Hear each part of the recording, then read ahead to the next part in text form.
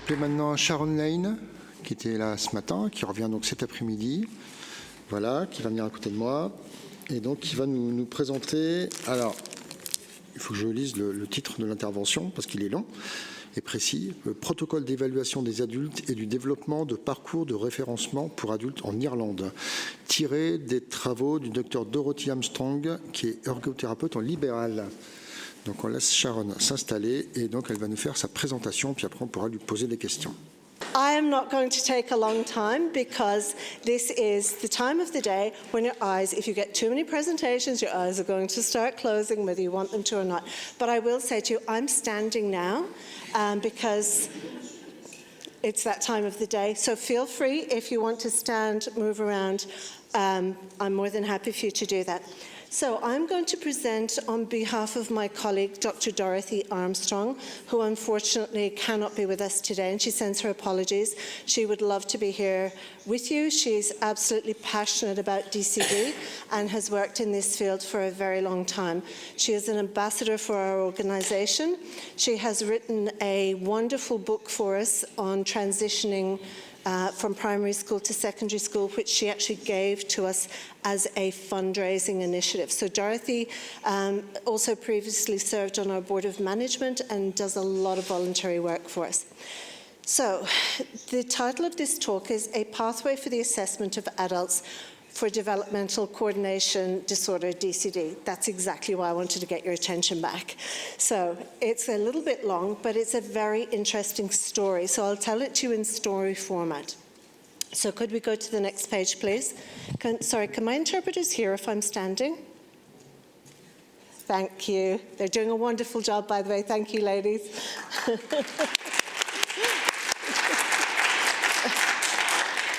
Okay, so this is the presentation. The why, the request, the how, the what, and the what's next. And I have a little bit more information on the what's next as well.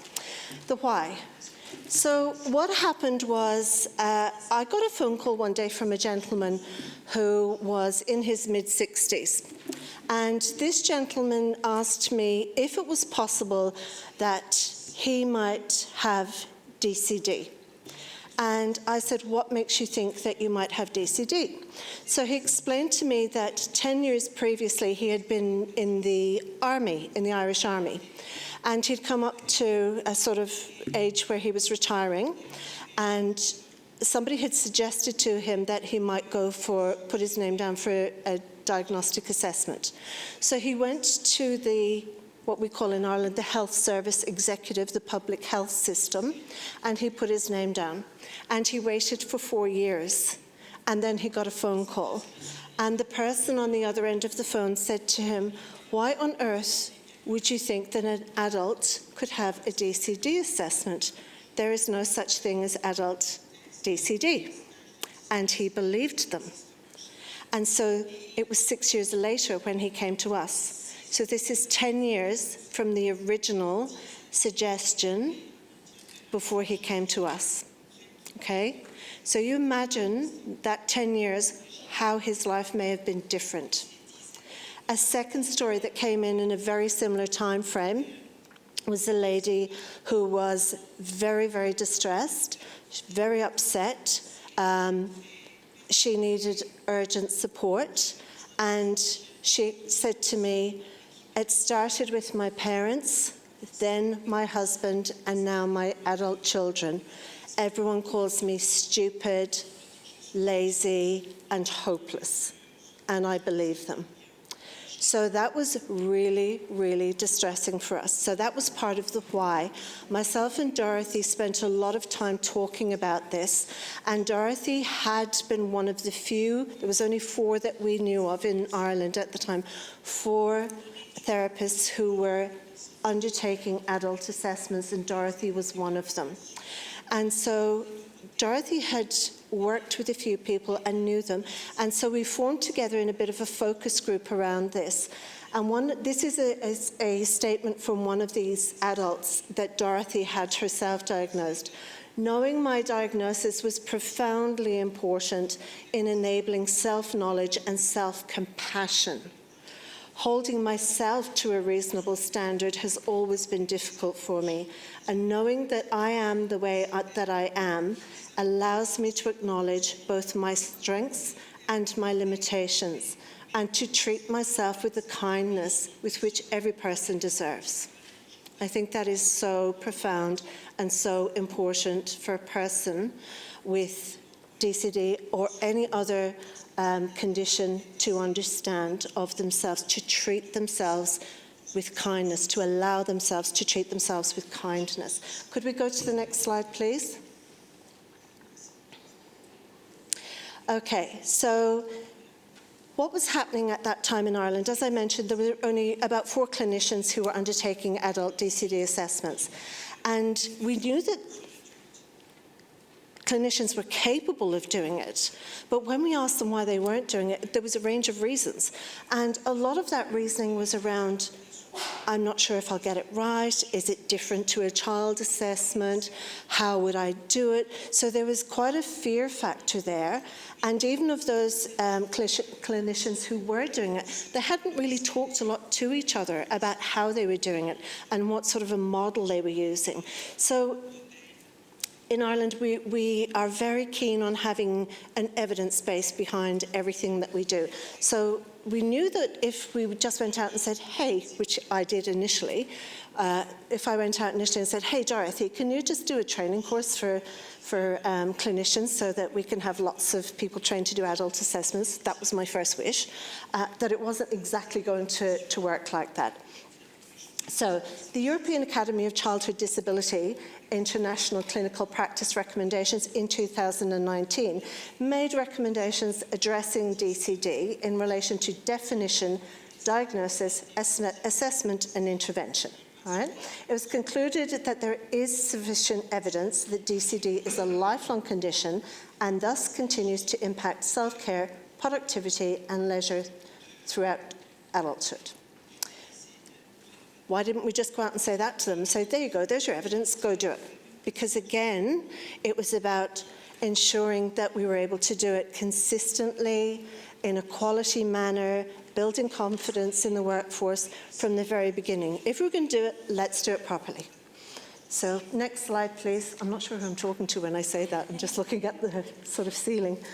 Okay, so this was my initial request. Hey, Dorothy, could you please go and develop a course for the assessment of DCD in Ireland and then just pilot it and refine it, fix it up, and that's it. It should take you a couple of months. It'll all be great and, you know, it'll be wonderful. And Dorothy was like, hell no, that is not happening. So could we go to the next slide, please? So the problem was there's no existing assessment protocol for assessing adults for DCD. Thus, if a person has not been diagnosed in childhood, it can be very difficult to get a diagnosis in adulthood.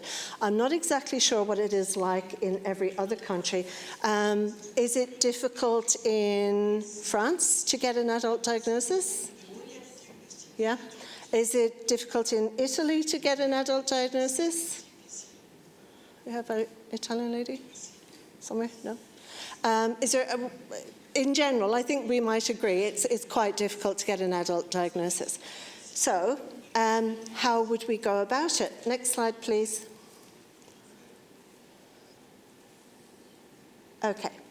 So there was some criteria for diagnosis of DCD in adults, which were based on the DSM-5, and that's, as I mentioned to you earlier on, it's quite a limited diagnostic criteria with some amendments. So I won't go through everything verbatim, but in essence, it gave us sort of an outline of how we might look at this. We had a starting place.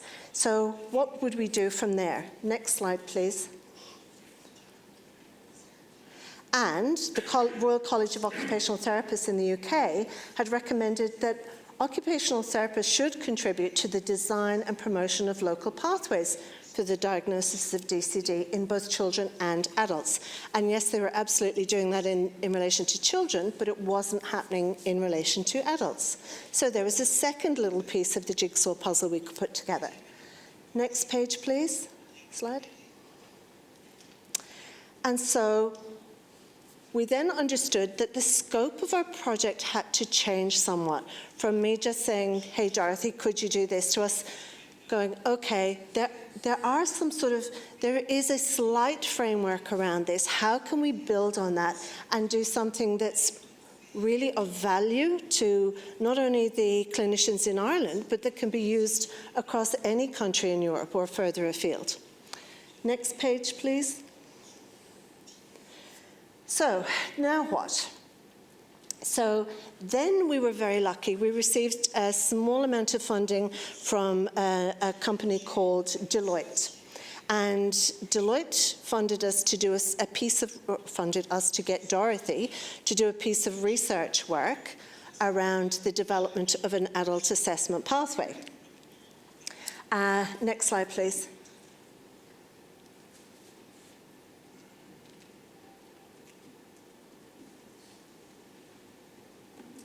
Oh, thank you. So we had to review the question, what assessments are used in studies involving adults with DCD to determine whether those adults have DCD or probable DCD? And we came up with the research objectives there. So to determine which assessments are being used to determine if an adult meets the following EACD criteria. Now, remembering at the time that we were using, that the MABS movement ABC3 had not yet been released when we started doing this. It was only, I think it was released maybe when we had just come to the end of this, or there wasn't too much of a crossover, but we hadn't used it at that stage. So we knew that a lot of the evidence was going to be based on the adult themselves, telling their story, looking at the childhood, was there evidence in childhood, all of those different things there. That the motor skill deficits were significantly and persistently interfering with their life throughout all stages of life. So that was some of the research objectives that we initially set out. Next slide, please. Okay, so when Dorothy was putting together this scoping review, she put together the criteria around that. And again, I'm not going to go through it all because it's all very, I think, self-evident in what you would expect. But one of the things that we weren't sure of was what the type of evidence was going to be, and indeed if there was any evidence already there. So next slide, please. Oh, sorry, and what about criteria 3?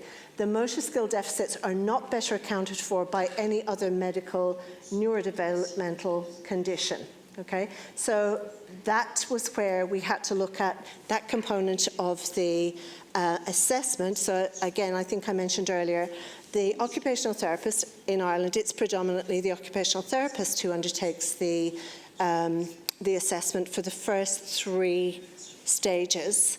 And then it is the medical doctor, so we would call them the GP, general practitioner, or a neurologist or a psychologist who would sign off on the 4th piece. So what about that? That we had to be careful and keep that in our mind as well. So then, as you can see, it was scaled down further, and we initially came down to a number of studies, which I think totaled 36, which we included in the review.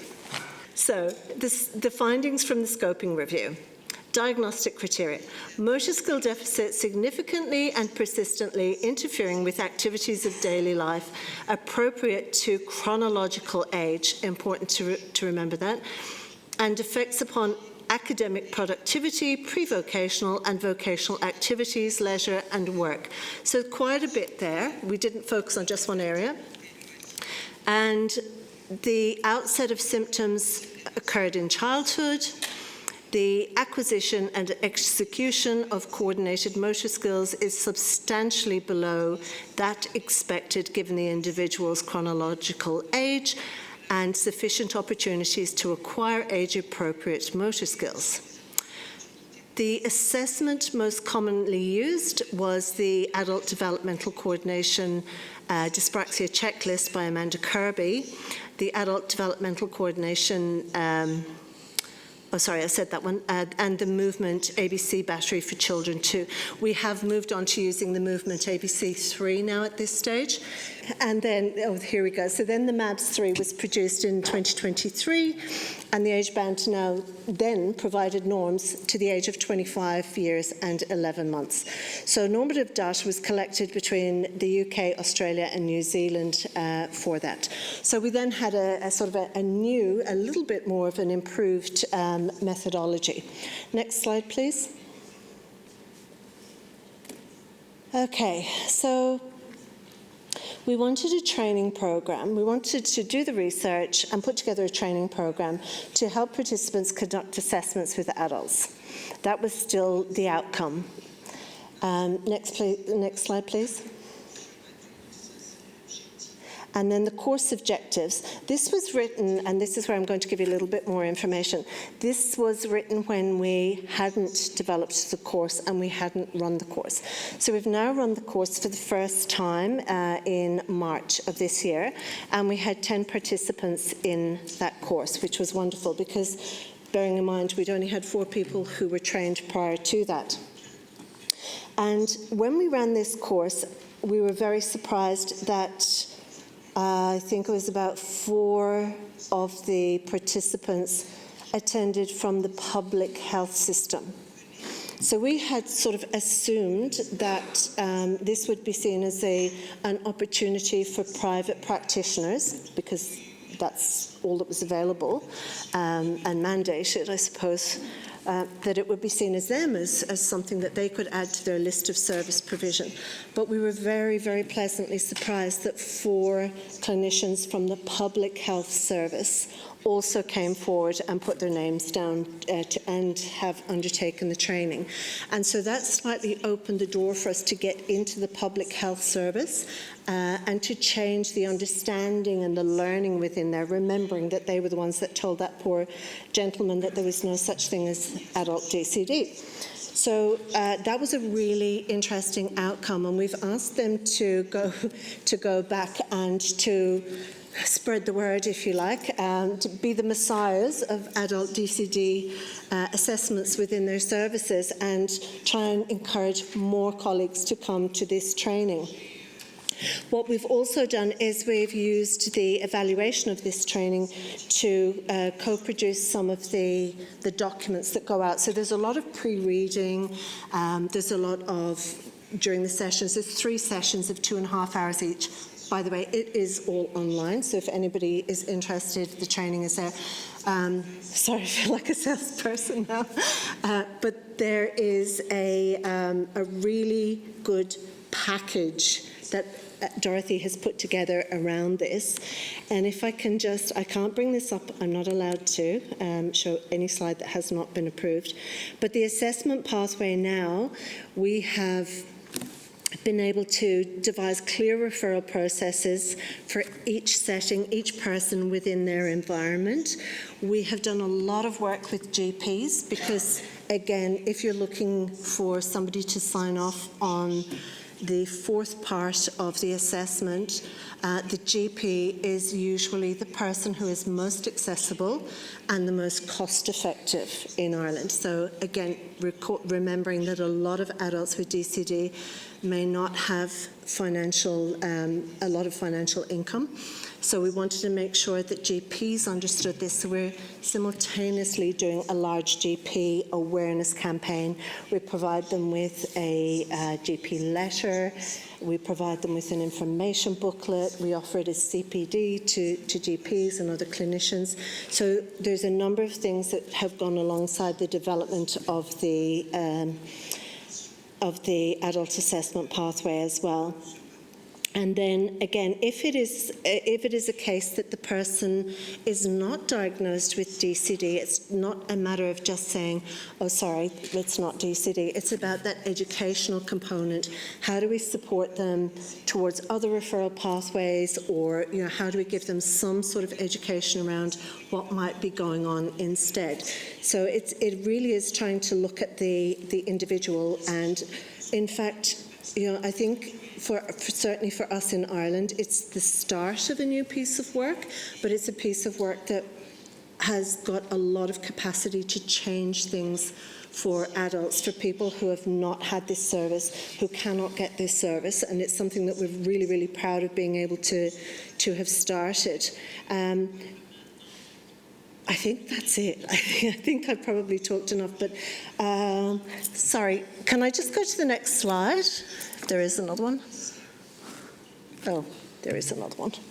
So this was, so the course structure, I think I've already gone through it. It's actually 2.5 hours. It's all online. Presentation, reflection, small group work, whole group work, and assigned reading. There's a fair bit of assigned reading for the first one. It gets a little bit easier after that. And then learning outcomes are linked to each of the course objectives, and a learning pack accompanies the course. And that's what we've used this very first group to help us co-produce tweaks to the next one. Next slide, please. So we don't have any more funding for it, and unfortunately it has to be a fee-for-service training program at the moment. But Deloitte were really, really impressed with the amount of work we were able to do for a very small piece of funding that they gave us. And we have presented on it to politicians in Ireland. We're putting the pressure on politicians to ensure that adult assessments are included in the public health system. We've presented in the Parliament House in Dublin, and it has been very well received. So it's just a matter, again, of raising awareness and continuing to try and develop this adult assessment pathway. And next slide, please. That's it. Okay. Sorry about that.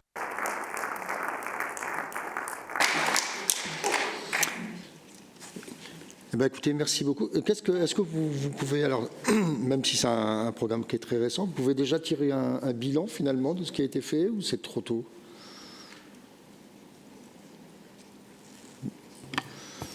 It is too soon at the moment.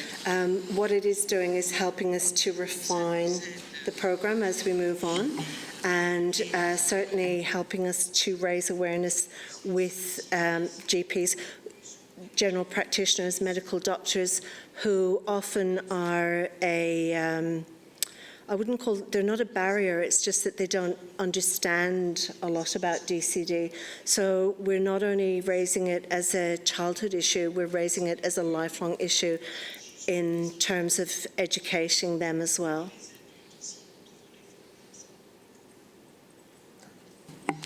Merci beaucoup pour cette intervention. Puis vous transmettrez à Dorothy Armstrong nos remerciements, nos félicitations aussi pour ce travail.